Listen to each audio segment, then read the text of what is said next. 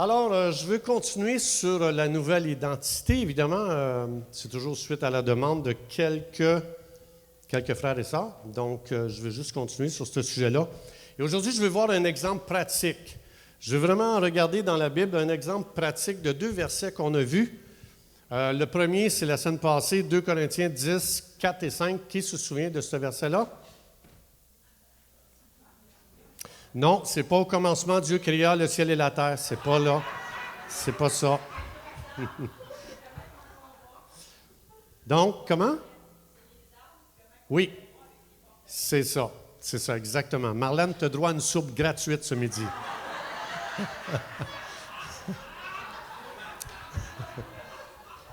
Donc, il y a quelqu'un ici qui vient de perdre sa soupe, là, c'est sûr et certain. Alors, 2 Corinthiens 10, 4, on a vu ça, 4 et 5, ça dit que les armes avec lesquelles on combat ne sont pas charnelles, elles sont spirituelles et extrêmement puissantes. Donc, ces armes-là, on les utilise justement pour détruire toutes les forteresses, tous les murs impossibles à franchir. Donc, on a vu ça. Et j'ai expliqué la semaine passée, je ne reviens pas là-dessus, mais l'idée, c'est que d'amener toute pensée captive à l'obéissance de Jésus. On a vu ça. Pasteur Denis a donné un témoignage de ça dans son témoignage. Et puis, l'autre verset qu'on va voir aussi, c'est Colossiens 3, 10. Où est-ce que qui se souvient de ce verset-là? Non, ce n'est pas dans le Coran. Ça dit, l'homme nouveau se renouvelle continuellement dans la connaissance selon l'image de celui qui l'a créé, qu'on parle de Dieu. L'homme nouveau se renouvelle dans l'image qu'il entretient de Dieu, ou que le Saint-Esprit lui donne une nouvelle révélation d'une image de Dieu qu'il n'avait jamais encore eue.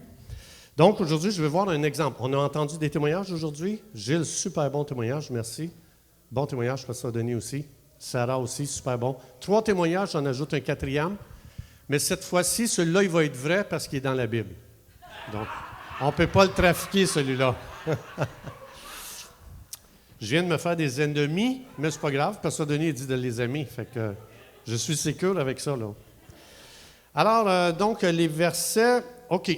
Je vais prendre l'exemple de Jean pour comprendre la puissance de ces 2 versets qu'on a vus. Hein, le nouvel homme se renouvelle dans la connaissance continuelle que le Saint-Esprit lui donne de l'image de Dieu. Donc, parce qu'on a été créé à son image. Hein? Donc, ce que je vous propose, je vais aller très rapidement parce que l'heure est avancée. Donc, je vais sauter beaucoup de choses juste pour être sûr que vous avez le point le plus important. Mais une des choses que on va voir avant l'album de photos de l'apôtre Jean, avant qu'il ait traversé 2 Corinthiens 10, 4 et avant qu'il ait traversé Colossiens 3, 10. Alors, on va regarder son album de photos avant que l'homme nouveau prenne place, OK? Alors, ça dit ici dans Marc 3, 14 à 17, ça dit ceci. Donc, Jésus a établi 12 apôtres, on le sait, pour les avoir avec lui, pour les envoyer prêcher, etc., et avec le pouvoir de chasser les démons. Voici les 12 qu'il établit. Donc, ici, n'oubliez pas, les apôtres ont opéré dans la puissance du Saint-Esprit, plein de choses qui se passaient. Donc, et ça dit ici Jean, auquel on donna le nom de Boanerges. Ça, c'est l'album de photos de Jean avant que l'homme nouveau prenne place. Mais on va voir qu'est-ce qui se passe quand l'homme nouveau commence à prendre place, le dessus sur l'ancien. Mais ça ici, ça c'est Dieu qui parle. Ça, c'est réellement, c'est pas comment Joe Blow le voit tout ça. Ici, c'est Dieu lui-même qui confirme son album de photos avant que l'homme nouveau prenne place. Alors, il s'appelait Boanerges, et vous savez qu'est-ce que ça signifie? Fils du tonnerre. Alors, donc, c'est fils du tonnerre. Autrement dit, ça, c'est la réputation que l'apôtre Jean avait avant que sa nouvelle nature commence à se manifester, prendre place. Donc, c'est-à-dire ici, il était reconnu comme étant fils du tonnerre. Autrement dit, ce que ça veut dire que le gars, il se met facilement en colère. C'est un créateur de tempête. Quand ça ne fait pas son affaire, l'apôtre Jean, avant que l'homme nouveau prenne place, ce gars-là est extrêmement impatient, extrêmement colérique. C'était le genre de gars, nous autres, on appelle ces gens-là qui ont la mèche courte. Ou bien le gars, il pète facilement sa coche. Hein? Est-ce que vous connaissez des gens qui disent ça? Il a pété sa coche. Ah, moi, là, tu sais quoi, là, moi, je pète facilement ma coche. Alors, ça, c'était l'album de photos de l'apôtre Jean avant que l'homme nouveau commence à prendre place, OK? Alors, donc, ici, on va le mettre dans un contexte pour voir ça donne quoi un fils de tonnerre. Ça donne ceci. Donc, ici, on va voir que Jésus, il va donner une mission aux apôtres. Et puis, à travers cette mission-là, on va voir dans le texte, on va voir qu'il y a eu de la résistance. Il y a eu de l'opposition. Donc, il y a des gens qui ont commencé à nuire à leur mission ou à leur ministère. Alors, Boanerges, fils du tonnerre, on va le voir à l'œuvre ici, qu'est-ce que ça donne avant que l'homme nouveau prenne place, OK? Alors ici, on est dans Luc 9, 51-54. Lorsque le temps devait arriver où est-ce que Jésus devait être offert en sacrifice, hein? La Pâque, qui était pour célébrer la Pâque, juste avant son sacrifice. Et donc, Jésus avait besoin d'un lieu pour rencontrer les apôtres, souper avec eux autres et tout le tralala. Alors, Jésus prit la résolution de se rendre à Jérusalem. Il envoya devant lui des messagers, les apôtres, qui se mirent en route. Ils entrèrent dans un bourg des Samaritains pour lui préparer un logement. Alors, donc, ils sont envoyés en mission. Et Boanerges, il est là, ici, puis on va le voir à l'action, qu'est-ce que ça donne, ce genre de gars-là. Mais on ne l'a pas reçu. Opposition, obstacle. Parce qu'il se dirigeait sur Jérusalem, alors les disciples Jacques, Jean, voyant cela, dirent « Seigneur, veux-tu que nous commandions le feu du ciel de descendre et de les consumer? » Ça, c'est Boanerges. C'est un créateur de tempête. Le gars, là, quand ça ne fait pas son affaire, là, si tu nuis à ma mission, mes dons et mon ministère, tu vas devenir un petit tas de cendres, je te promets. Ça, c'était l'apôtre Jean, OK? C'est ça ici qu'il dit, là. C'est lui qui dit ça. Alors ici, donc ici, c'est ce que, autrement dit, le gars, c'est le genre de gars qui faisait passer son ministère avant les gens. Jésus est venu mourir pour des gens, il n'est pas venu mourir pour un ministère. Il n'est pas venu mourir pour des dons. Il n'est pas venu mourir pour des habilités. Il est venu mourir pour les gens. Alors, Jean, la valeur des gens, non. Si tu nuis, moi, à ma mission là, que Jésus m'a confiée, tu vas sauter. Alors, ça veut dire, un fils de tonnerre, c'est un petit peu quelqu'un qui dirait, ben moi, j'ai un caractère de cochon. Hein, on dirait ça, tu sais, les têtes de cochon, là. Donc, Jean, c'est un peu comme ça. Lui, il est barré, là, j'ai une mission, j'ai un ministère, j'ai quelque chose de très précis à accomplir, c'est Jésus qui m'a mandaté, et le gars s'en va. Il ne faut pas que tu te mettes dans ses jambes, il ne faut pas que tu sois sur sa route. Tu vas payer cher si tu es un obstacle sur sa route. Alors, donc, ça, c'est le contexte ici. Alors je reviens. Donc, ici, il a pété une coche, le gars, l'apôtre Jean, dans ce temps-là. Et puis, péter une coche, ça n'existait pas dans ce temps-là. Fait que dans ce temps-là, péter une coche, c'était Boanerges. Hein? Alors, ici, regardez bien. Le gars, il part, caractère de cochon, mèche courte, tête de cochon. C'est un créateur de tempête quand ça ne fait pas son affaire. Et Colossiens 3,10, ça dit, l'homme nouveau, il n'est pas manifesté ici. L'homme nouveau se renouvelle dans la connaissance selon l'image que j'entretiens de Dieu. Est-ce que Dieu a une tête de cochon? Non. Est-ce que Dieu a un caractère de cochon? Non. Alors, est-ce que Dieu a la mèche courte et il pète des coches tout le temps? OK. Alors, l'image qu'il avait de Dieu était tellement loin, il n'y avait tellement pas de révélation que le gars, il manifestait ce qu'il était naturellement. Colossiens 3,10, je répète, l'homme nouveau se renouvelle dans la connaissance selon l'image qu'il entretient de Dieu. Alors, puisque Dieu, il n'est pas Boanerges, ça veut dire qu'on ne voyait pas la manifestation de l'homme nouveau dans la vie de Jean. Et puis, il s'est passé quelque chose. Il a passé 3 ans et demi avec Jésus. Et jour après jour, l'image qu'il a commencé à entretenir, elle a changé. Il y a de plus en plus quelque chose qui se passait à l'intérieur de lui. Il était nourri de nouvelles images de Dieu qu'il n'avait jamais avant. Donc, tête de cochon et caractère de cochon, ce n'est pas Dieu. Lorsqu'on voit ça, c'est quand le possédé de Gadara, il y avait légion à l'intérieur de lui. Il y avait 6000 démons, puis les démons ont demandé, permets qu'on aille dans les cochons. C'est là que ça va, les démons. Et c'est pour ça que Satan voudrait qu'on ait une image de nous. Je suis une tête de cochon, je suis un caractère de cochon. Non, parce que les démons aiment beaucoup les cochons. Mais on a été fait à l'image de Dieu. On n'est pas des têtes de cochon, on n'est pas des caractères de cochon, puis on n'est pas des gens à mèche courte, puis on n'est pas des péteurs de coche. Ça, c'est absolument faux. Ça, c'est une fausse identité qu'on prend parce que l'image qu'on a de Dieu n'est pas encore révélée par le Saint-Esprit à l'intérieur de nous. Alors, qu'est-ce qu'il est? La première chose que le Saint-Esprit nous a révélée sur Dieu, c'est quoi? Dieu est... Ah! Il n'est pas Boanerges. Alors, ici, ce qu'on va voir, regardez bien, Jean, il passe, l'homme nouveau va commencer à sortir ici, on va le voir à l'œuvre. Regardez bien qu'est-ce qu'il dit maintenant de lui. Là, Jésus, ici, il est sur la croix, il est sur le point d'être sacrifié, il est en train d'être sacrifié. Et Jésus, il voit sa mère, Marie, auprès de Jean, le disciple qu'il aimait. Là, il a commencé à entretenir une image. Dieu est amour. Il n'est pas Boanerges. Il n'est pas péteur de coche. Il n'est pas caractère de cochon. Dieu est amour. Et le gars, il en est arrivé à se voir d'une façon unique et spéciale. Ça, c'est l'homme nouveau qui commence à être manifesté ici. Il commence à être relâché. Maintenant, l'apôtre Jean, est-ce que Jean a fait des miracles? Yo! Est-ce que l'apôtre Jean fait des miracles? Ici, il ne dit pas « Je suis le disciple qui a fait des miracles ». Il va dire « Je suis le disciple que Jésus aime ».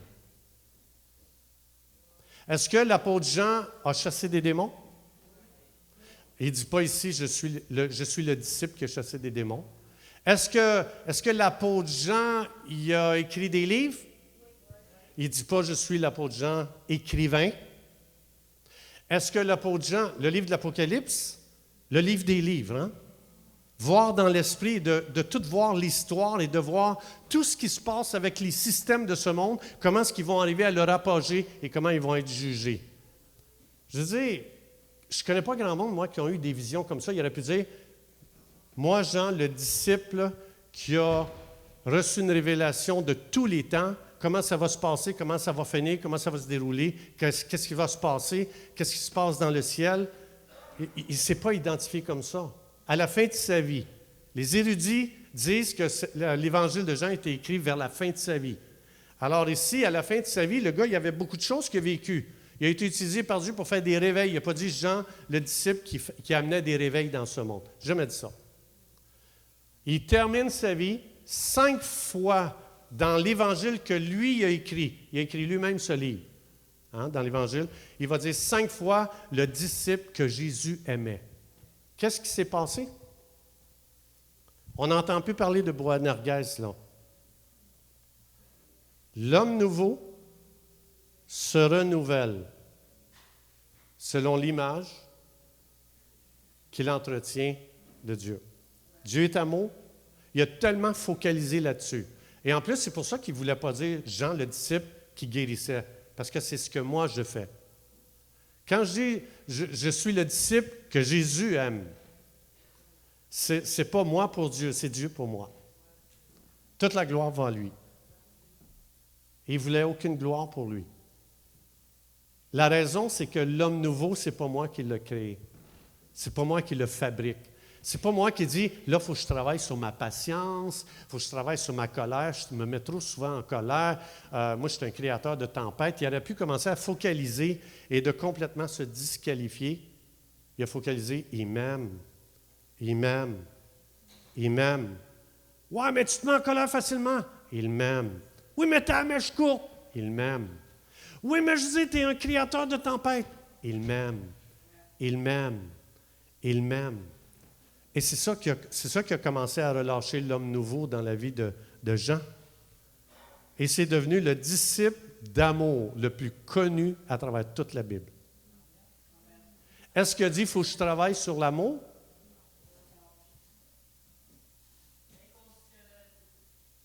Il a commencé à réaliser qui a été aimé inconditionnellement, c'est très bien dit. Alors, regardez ici, je vais juste vous montrer un autre verset qui dit, « Pierre s'étant retourné et vit après eux venir le disciple que Jésus aimait. »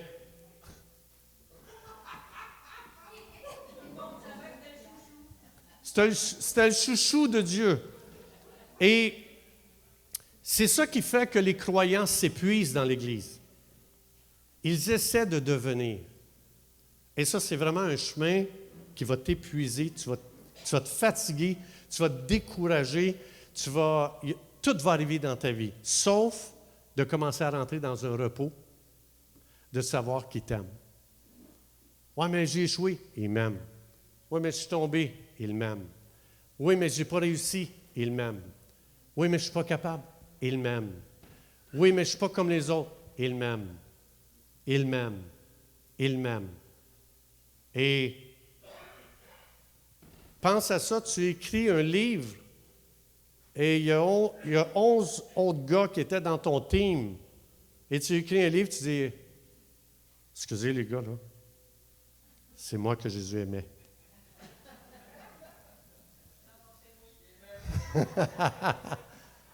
L'idée, c'est que quand je commence à nourrir une image de Dieu que le Saint-Esprit me révèle, je perds de vue les autres, je ne rentre plus en compétition avec les autres. Et chaque personne doit chercher la révélation. Chaque personne doit aller au Saint-Esprit et dire, Saint-Esprit, tu as le ministère de révélation. Donne-moi une révélation de Dieu que je n'ai jamais eue encore. Et c'est comme ça qu'une vie est transformée. Parce que si je commence à vous dire, « Hey, un chrétien ne doit pas faire ça, un chrétien doit faire ça », je suis en train de prêcher à votre vieille nature pécheresse qu'elle devrait s'améliorer. Et là, je vous garantis, vous allez vous sentir condamné, coupable, disqualifié. Mais la vie chrétienne, je le répète ici, ça, c'est son album de l'homme nouveau. Quand la Bible parle de Jean ici, c'est son album de l'homme nouveau. Et tu ne vois pas à quelque part qu'il commence à travailler, à changer. À la fin de sa vie, le gars, là, il commence à dire des choses qui est le résultat d'une révélation et non pas le résultat d'efforts pour devenir. Et je vais utiliser cet exemple-là.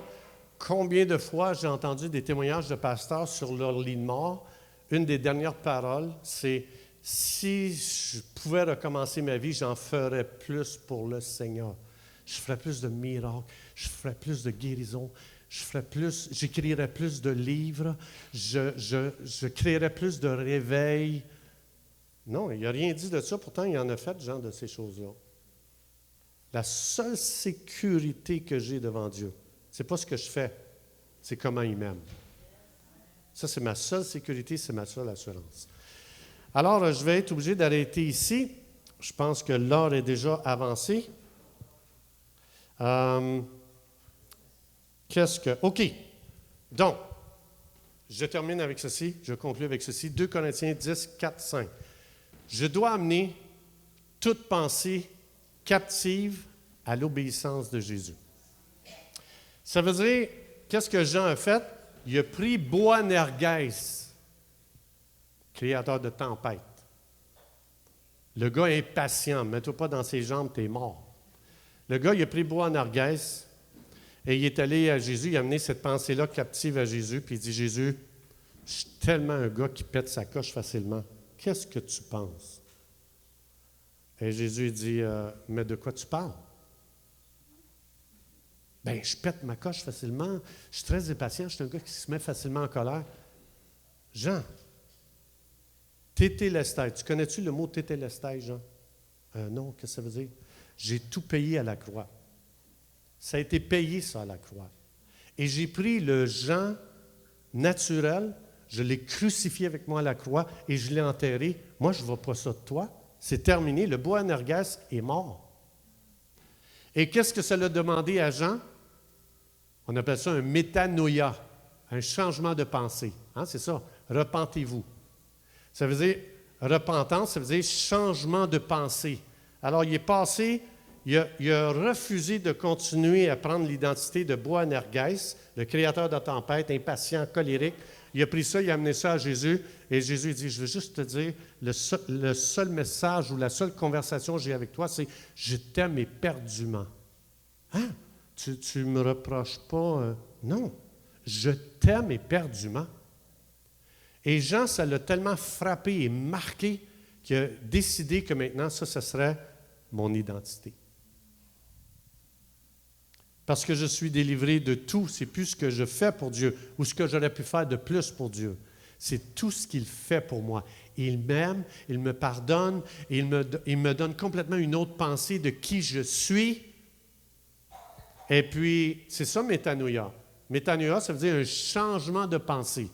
Et pour que Jean fasse une telle déclaration, ça veut dire le gars il a subi complètement un renouvellement d'intelligence extraordinaire au point qu'il va s'identifier à ce qu'il est le chouchou de Dieu maintenant. Ça, c'est extraordinaire.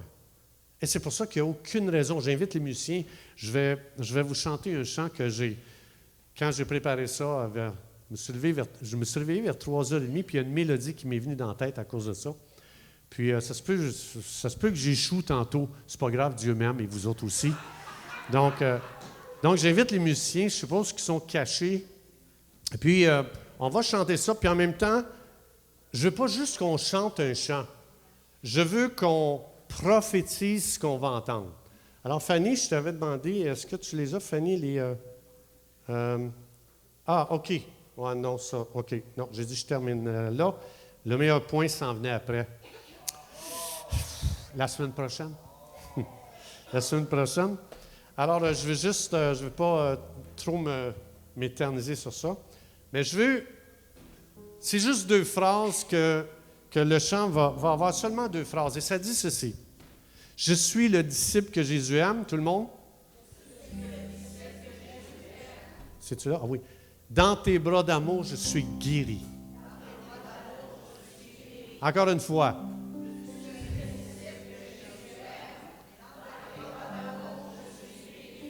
On va le prophétiser ensemble. Le chant, on va l'utiliser d'une façon prophétique. Qu'est-ce que ça veut dire? Est-ce que vous vous souvenez d'Ézéchiel, quand que Dieu a demandé « Qu'est-ce que tu vois, Ézéchiel? » Qu'est-ce qu'Ézéchiel a vu? Il a vu des boanergès, des eaux desséchées. Et puis Dieu dit « Ézéchiel, je vais t'apprendre aujourd'hui à pas juste voir qu'est-ce qui ne marche pas, tu vas prophétiser, tu vas inviter l'esprit de vie à venir, tu vas inviter les nerfs, la chair, les muscles. » Et le gars, parce qu'il a prophétisé, il a sauvé la nation d'Israël. Israël était complètement mort. Et il a prophétisé et la vie est venue dans le peuple d'Israël. Ils se sont mis à vivre la vraie vie que Dieu avait pour eux autres.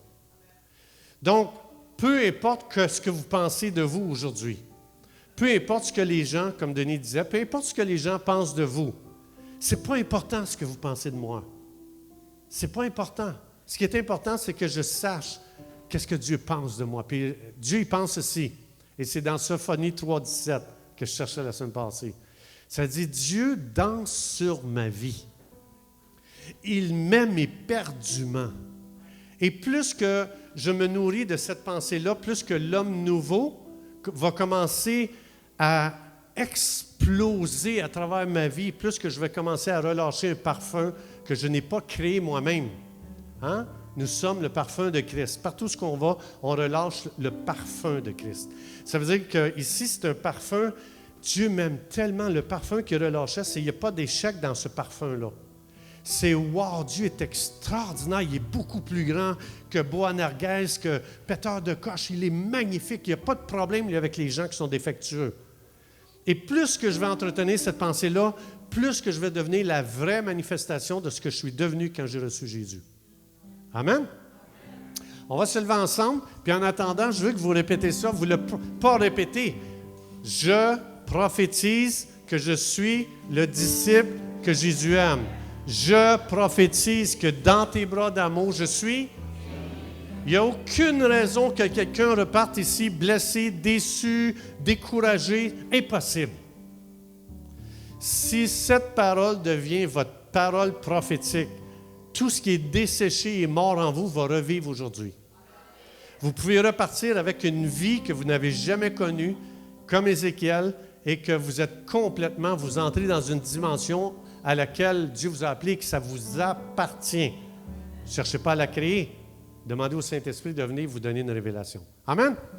Alors, je vais faire une tentative, parce que je sais que vous m'aimez, je peux échouer. Mais je sais que vous m'aimez, et je sais que vous allez me faire grâce, et vous allez m'aider à chanter le chant, OK?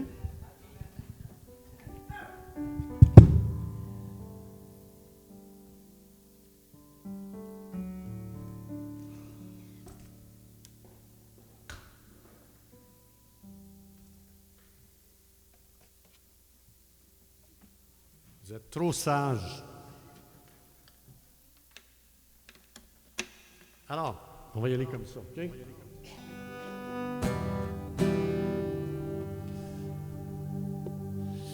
OK, attendez un petit peu.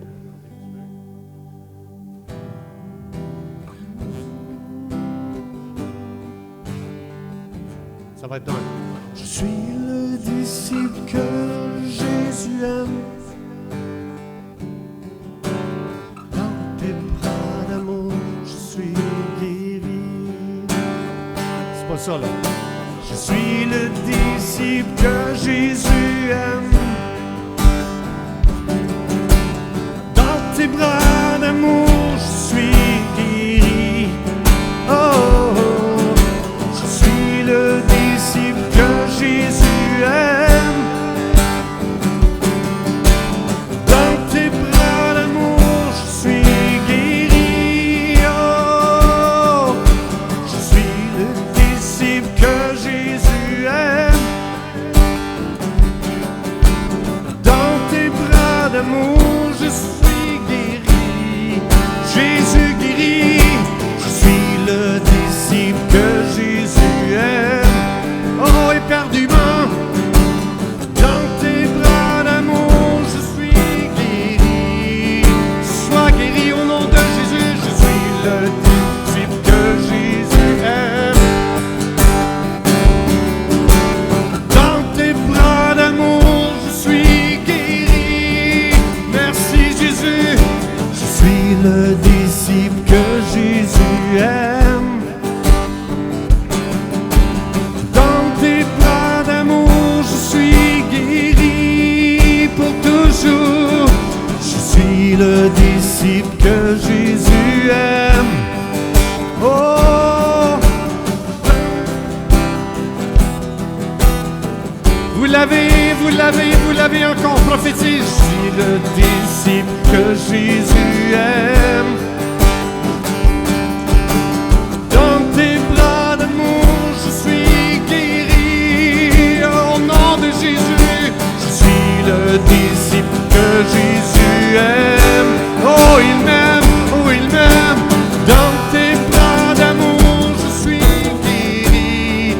Je prophétise, je suis le disciple que Jésus aime.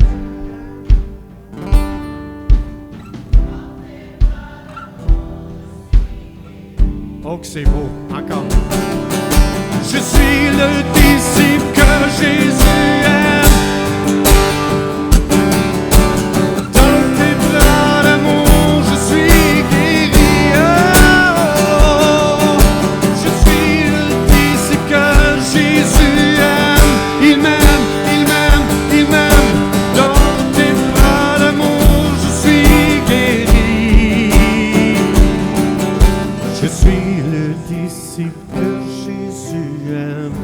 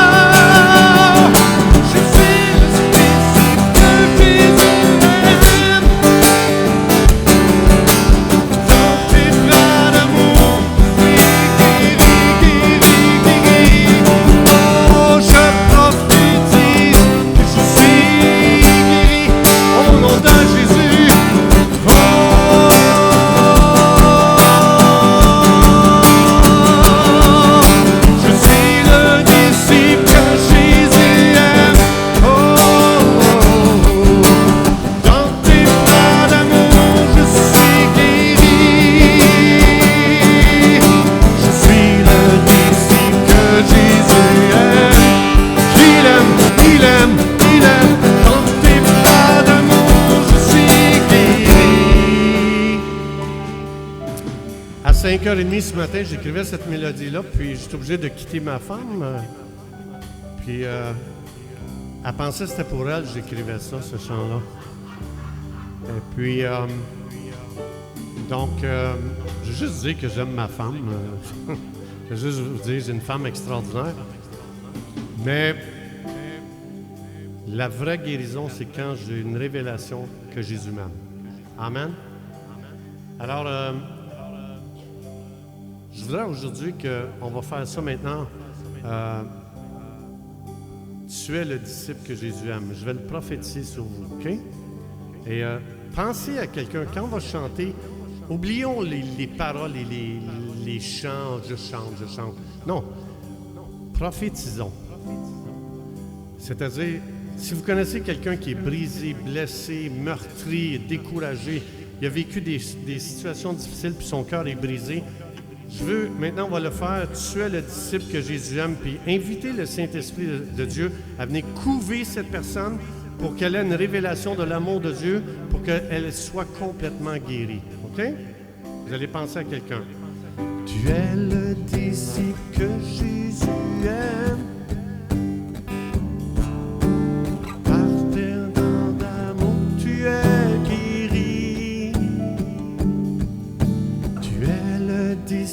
Que Jésus aime. Dans tes bras d'amour, tu es guéri. Tu es le disciple que Jésus aime. Dans ses bras d'amour, tu es guéri. Je le déclare, je le déclare. Tu es le disciple que Jésus aime.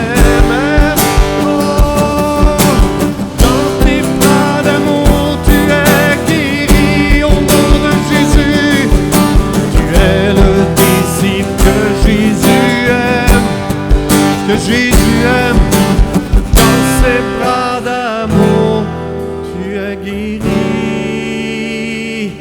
tu es guéri.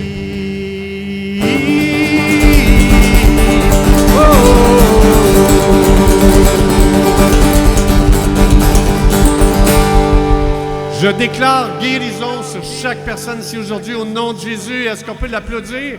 Il mérite toute la gloire.